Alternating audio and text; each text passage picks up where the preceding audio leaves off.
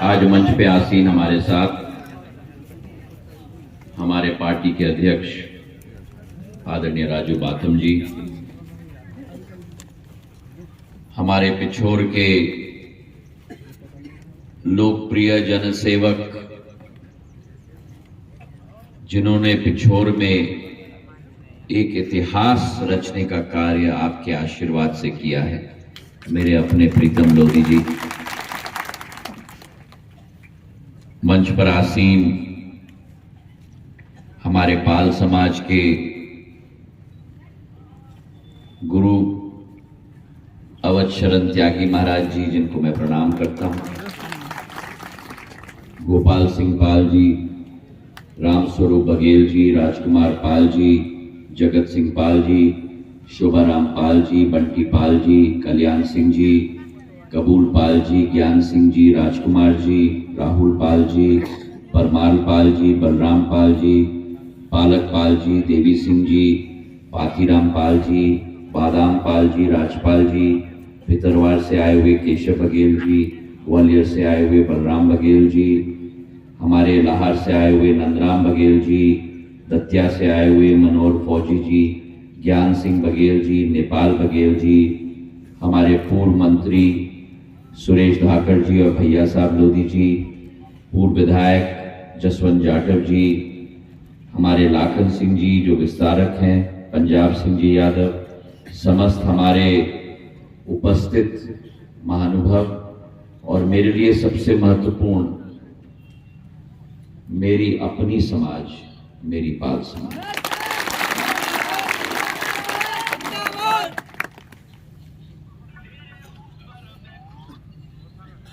ये वो समाज है जिस समाज ने बड़ी शालीनता से, बड़ी कर्मठता से भारत की एकता और अखंडता बनाने में अपना योगदान पिछले 1000 वर्षों से दिया है। आपका समाज कोई साधारण समाज नहीं,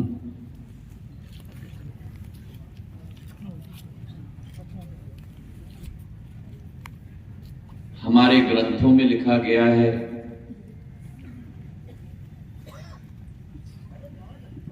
कि जब जब किसानों पर संकट का समय आया तो भगवान शिव ने उनकी मदद के लिए पाल समाज को भेजा।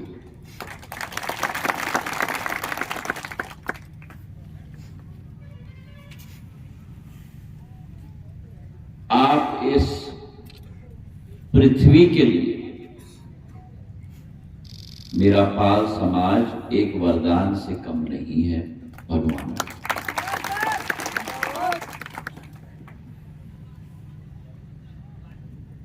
शुरुआत से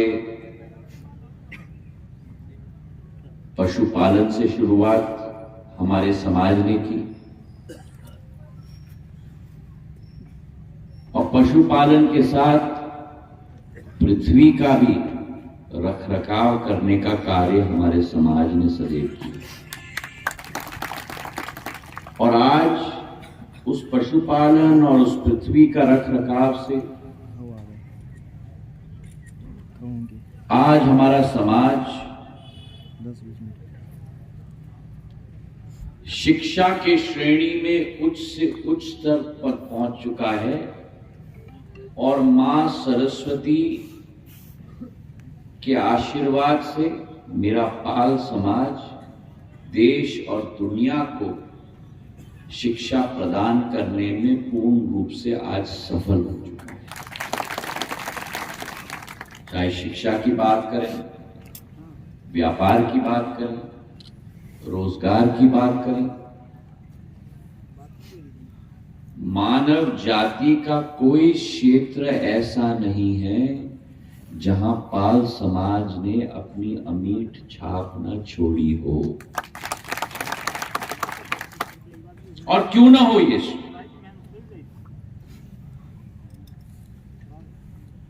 क्योंकि पाल समाज के इतिहास में अगर आप जाओ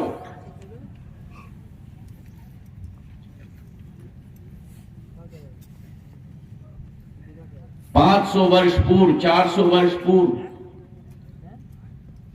तो कित्तूर रियासत के हमारे राजा, महान योद्धा संगोली रायना ने, जो आपके पूर्वज थे, अपने मरते दम तक अंग्रेजों की एड़ी चोटी करवा दी थी मेरे भाइयों ने।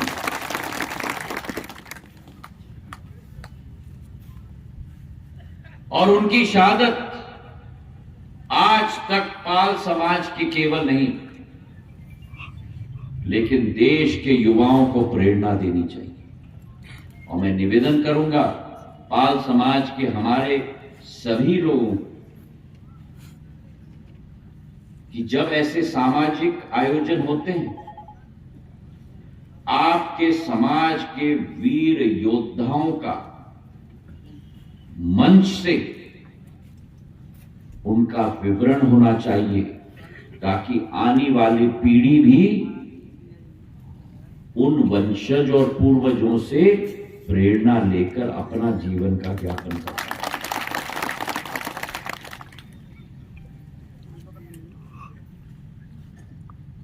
एक उदाहरण मैंने आपको कित्तूर रियासत के राजा का दिया, और दूसरा उदाहरण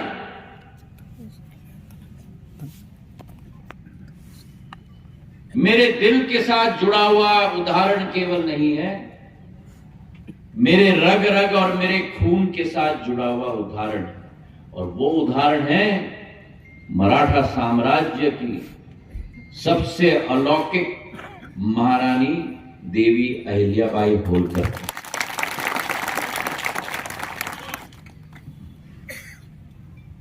होलकर, गायकवाड़ और सिंधिया, ये तीनों छत्रपति शिवाजी महाराज के सर्वप्रथम सेनापति थे। और इन तीनों सेनापतियों ने छत्रपति शिवाजी महाराज का जो स्वप्न था, उनका संकल्प था, हिंदवी स्वराज स्थापित करने का। और उस जमाने में 15वीं सदी में छत्रपति शिवाजी महाराज हर आक्रमणकारी के विरुद्ध लड़े। मुगल हो, पोर्तुगीली हो, जिंजी का राजा हो, अंग्रेज हो, और उस जमाने में जो नौसेना खड़ी कर दी थी, शायद विश्व में किसी राजा की इतनी बड़ी नौसेना नहीं थी जो छत्रपति शिवाजी महाराज की नौसेना थी, जिसको मान्यता अगर किसी प्रधानमंत्री ने दिया तो 75 वर्ष बाद वही मां भारती का सुपुत्र प्रधानमंत्री नरेंद्र मोदी जी ने भारतीय नौसेना में शिवाजी महाराज का झंडा लगाकर और सिंबल लगाकर छत्रपति शिवाजी महाराज को श्रद्धांजलि अर्पित की। और उसी मराठा परिवार में देवी अहिल्याबाई होलकर ने आपके समाज के लिए नहीं, मराठा समाज के लिए नहीं, लेकिन संपूर्ण भारत की आजादी के लिए और एकता अखंडता के लिए अंतः तक लड़ाई लड़ी। आपके समाज में वीर और योद्धाओं की श्रेणी पुरुषों में केवल नहीं है, पुरुषों के साथ साथ महिलाओं में भी है।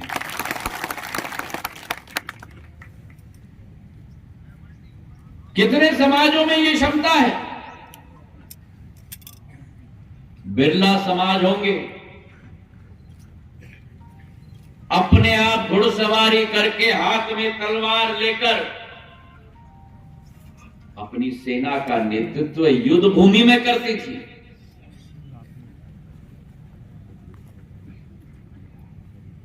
आज नारा लगाया जाता है ना राजनीति में, आप आगे बढ़ो, हम आपके साथ हैं। देवी अहिल्याबाई होलकर के समय में ये नारा लगाने की जरूरत नहीं होती थी। अपने घोड़े पर घुड़सवार होकर निकल जाती थी, उनके पीछे लाखों की फौज निकलती।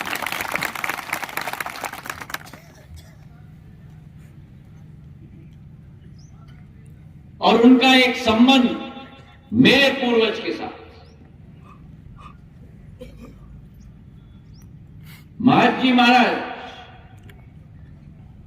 और महाजी महाराज की बहू बैजाबाई महारानी,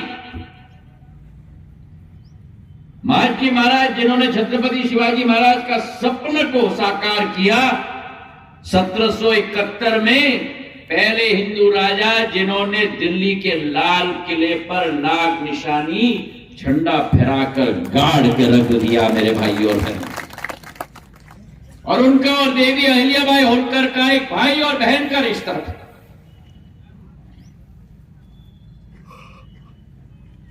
भाई और बहन का रिश्ता भारत को आक्रमणकारियों से सुरक्षित करने के लिए, भाई और बहन का रिश्ता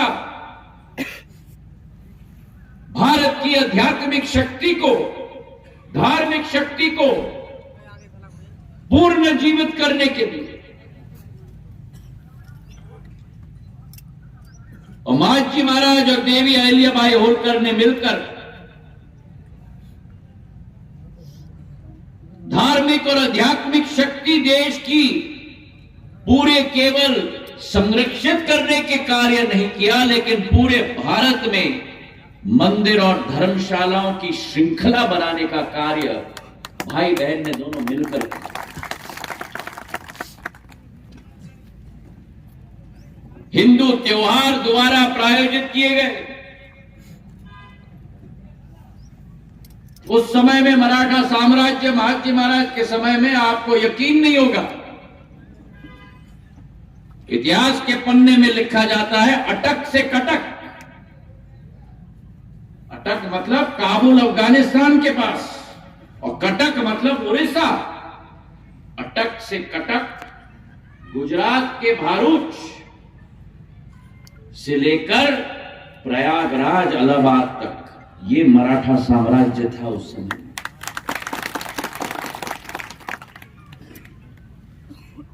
और इस पूरे क्षेत्र में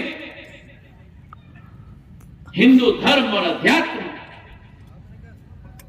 को दोबारा पूर्ण जीवित करने के लिए, प्रज्वलित करने के लिए भाई बहन दोनों निकल पड़े थे। और उदाहरण आपको देता हूं।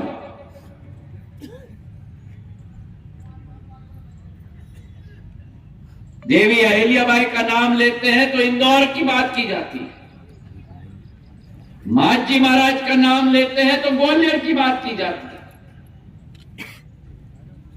पर आपके समाज के देवी अहिल्याबाई ने और मेरे पूर्वज महाजी महाराज ने, दोनों ने मिलकर मंदिरों की स्थापना, धर्मशालाओं की स्थापना, काशी से लेकर गया तक, गया से लेकर सोमनाथ तक, सोमनाथ से लेकर अयोध्या तक, अयोध्या से लेकर मथुरा तक, मथुरा से लेकर हरिद्वार तक, हरिद्वार से लेकर कांची तक, कांची से लेकर अवंती तक, अवंती से लेकर द्वारका तक, द्वारका से लेकर बद्रीनारायण तक, बद्रीनारायण से लेकर रामेश्वर तक, रामेश्वर से लेकर जगन्नाथपुरी तक।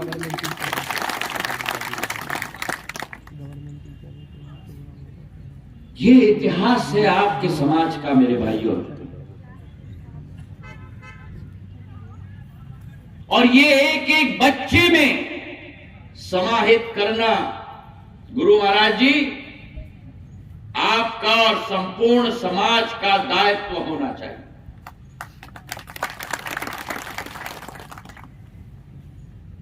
दो 200 वर्ष जो अंग्रेज और 300 वर्ष जो मुगलों ने राज किया इस देश में, हमारा इतिहास मिटाने की कोशिश की, हमारे धार्मिक स्थल मिटाने की कोशिश की, हमारे आध्यात्मिक शक्ति को मिटाने की कोशिश की। आज आज वो युग वापस आ गया है जब दोबारा भारत का इतिहास शिखर पर पहुंच रहा है, भारत का अध्यात्म शिखर पर पहुंच रहा है, भारत की धार्मिक स्थिति शिखर पे पहुंच रही है। अयोध्या नरेश भगवान श्री राम की प्राण प्रतिष्ठा दोबारा अयोध्या धाम में हो चुकी है। 500 वर्ष बाद जो सपना देखा था वो सपना आज साकार हो गया है।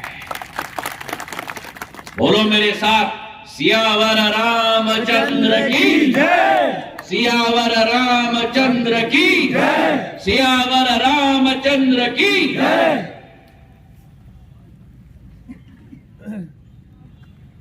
हाँ, हम आर्थिक शक्ति के रूप में बढ़ रहे हैं देश के। जगह जगह सड़क बन रहे हैं, जगह जगह ट्रांसफार्मर लग रहे हैं, जगह जगह पुल बन रहा है, जगह जगह बांध बन रहे हैं। देश आगे बढ़ रहा है।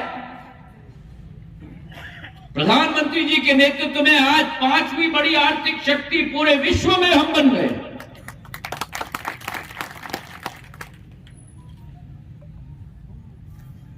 पर क्या केवल आर्थिक शक्ति हमारी क्षमता है? नहीं, हमारी आध्यात्मिक शक्ति हमारी क्षमता है, क्योंकि भारत की जो आध्यात्मिक शक्ति है वो किसी देश के पास नहीं है विश्व में। प्रधानमंत्री जी हाथ में मशाल लेकर कश्मीर से लेकर केदारनाथ और बद्रीनाथ तक, काशी विश्वनाथ तक, महाकाल लोक तक, रंगनाथ स्वामी मंदिर तक,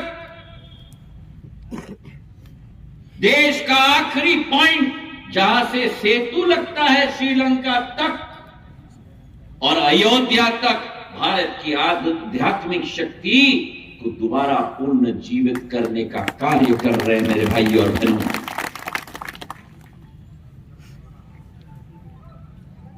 और ये कार्य आपके पूर्वज देवी अहिल्याबाई के द्वारा शुरुआत हुई थी। सिंधिया परिवार और पाल समाज एक ही दिल के दो भाग हैं।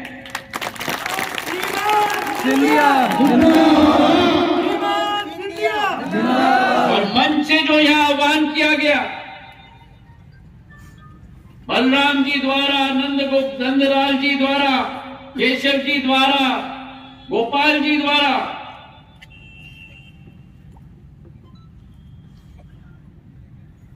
आप चिंता मत करो। आप तो ये समझना कि आपका समाज और आपका परिवार का सदस्य ही आपके सामने बोल रहा है।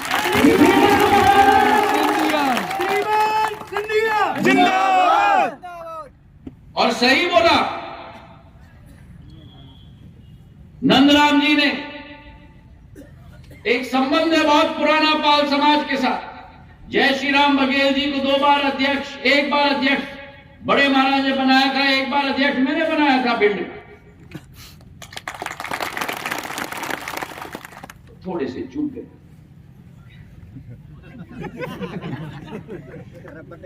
कौन चूक गए? नंदराम जी। क्यों भूल गए? जय श्री राम बघेल जी को टिकट भी मैंने दिया था।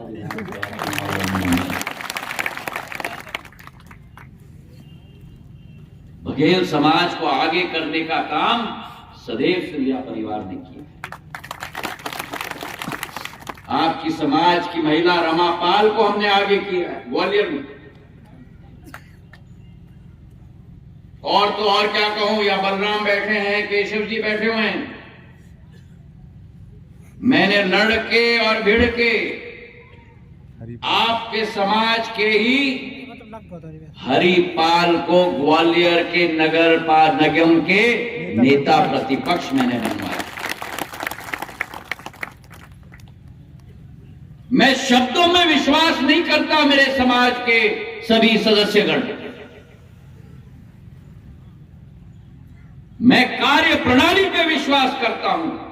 और आज इस मंच पे खड़े होकर मैं आपको विश्वास दिलाता हूं, आपकी समाज की जिम्मेदारी है कि आपके नवरत्नों को आप आगे लेके आओ मेरे पास। उसके बाद मेरे हाथों में सौंपो, उनको आगे ले जाने का कार्य सिंधिया परिवार का मुख्य कार्य। श्रीमान सिंधिया। और इसलिए इस आयोजन में भी मैंने यही कहा कि समाज के लोगों से बुलवाओ। और मैं एक और निवेदन करूंगा, जो नरवर में बोल चुके हैं मेरे मंच से, जो आज पिछोर से मेरे मंच से बोल चुके हैं, अगला कार्यक्रम केशव सिंह जी और बलराम जी ने कहा है ग्वालियर में होगा संभागीय पाल समाज का सम्मेलन। उस सम्मेलन में जो लोग यहां और नरवर में बोले हैं उनसे मत बुलवाना, नए लोगों से बुलवाना मेरे मंच से, नहीं तो आदत पड़ जाती है, वही घेर लेते हैं, हम ही हैं।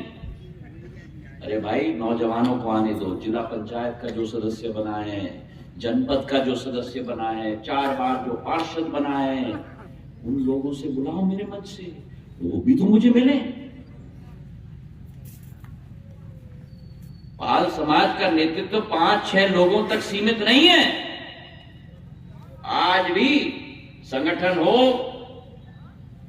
या जनसेवा हो, विस्तृत एक जाल है हमारे पाल समाज के नेतृत्व का पूरे संभाग में। चाहे दतिया हो, भिंड हो, मुरैना हो, ग्वालियर हो, अशोकनगर, गुना, शिवपुरी हो, चुन चुन के निकालो और मेरे साथ मिलवाओ। जितना मुलाकात होगी, जितने चेहरे होंगे, उतनी बड़ी मेरी पाल समाज की सेना बन जाएगी। अगर मेरे बात से सहमत हो तो जोर से ताली बजाओ।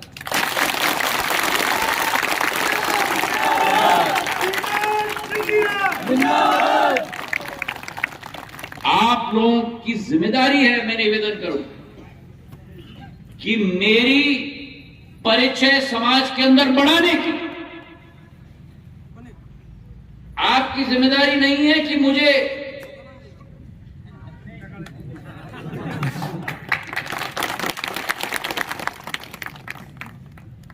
सही है कि नहीं? एक एक आदमी की जिम्मेदारी होनी चाहिए 10-10 आदमी आपके समाज से मुझे मिलवाने की, और बार बार मिलवाओ। ये फलाने हैं, ये फलाने हैं। नाम याद किया कि नहीं आपने? सिंधिया जी याद किया कि नहीं? मैंने पिछले बार मिलवाया था। क्या है इनका नाम बताइए। हाँ, तभी तो रिश्ता बनता है। जितनी मेहनत आप करोगे उससे ज्यादा 10 गुना मेहनत मैं करूंगा, ये विश्वास।